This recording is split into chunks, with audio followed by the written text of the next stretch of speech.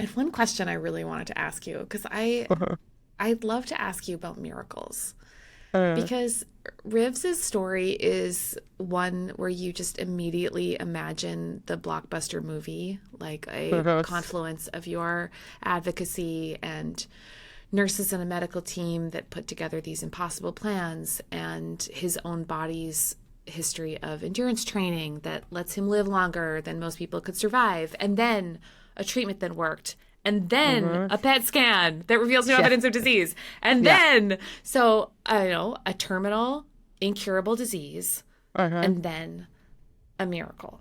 Yeah. And you and I are delicate on this topic, so Uh-huh. it makes me really want to ask you, of all people, Uh-huh. how do you think about hope and miracles now? Mm-hmm. This one is, yeah, like you said, I think we share this. Oh, really, I don't want to, I don't want to say what I really feel because I don't know if I truly believe that it was a true miracle because I really have a hard time with that word. Mm-hmm. Really, really, really. But what I do believe is that the miracle wasn't his actual survival. The miracle was the confluence of all of the love that went into his survival. So it wasn't this blind faith or this just childlike obedience that led to his healing. It was the fact that I was able to find my voice and be an advocate as someone who is very passive and quiet. That I was able to find my strength in this dark time, and then that there was so much. There was a team of doctors willing to take his case with love. I feel like all of these, and then the online community that rallied and supported our family with love, that was the miracle. And if I could reframe a miracle away from prayer and faith, because I have to, I didn't pray once during his illness, and I think that's okay. I communed with him on a spiritual level, but I didn't have the middleman in there, and that felt true for me. Mm-hmm.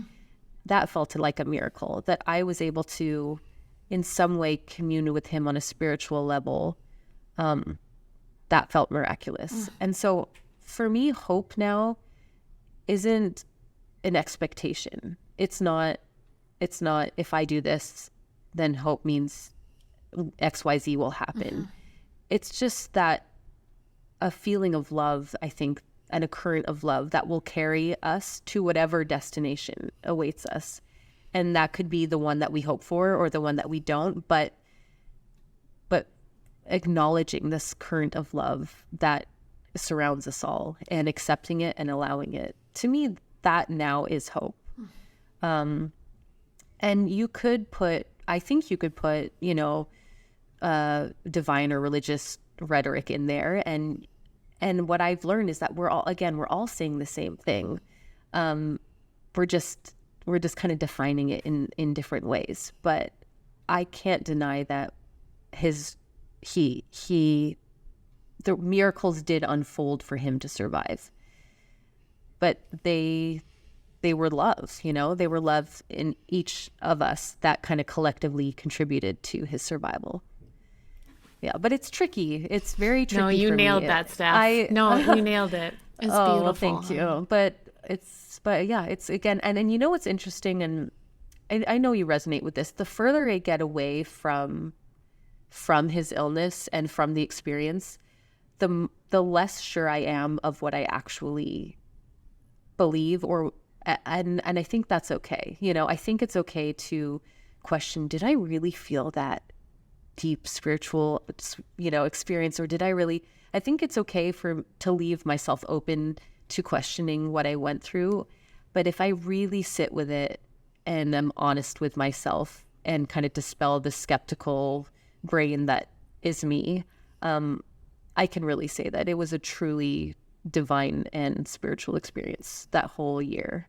And that's huge for me to say. I'm like, oh, again, I'm recoiling with saying that, but it's true and I can't deny it. And I'm glad I wrote it down when I did. Yeah. Because I think I would have tried to shimmy my way out of believing that had I not put it in print. You know, if I'd waited a few years to write the book. I am familiar with this problem. Yes. I know you are. That's what I said. Yeah. You're like, oh yeah, I did write that down. Yep, I did. It did go to the printer. Thank you, Yep. Steph. That was really beautiful. I just love I love your powerful love for your family. I love your intense compassion you have about bits of yourself, you know, even when you're like, I don't really know how this broken piece is going to ever connect with anything else. I mean, you have really found a way to put things together while still showing us the cracks in between. And that feels so honest and so beautiful to be up close to. So thank you, my dear. Thank you so much. So kind. Thank you.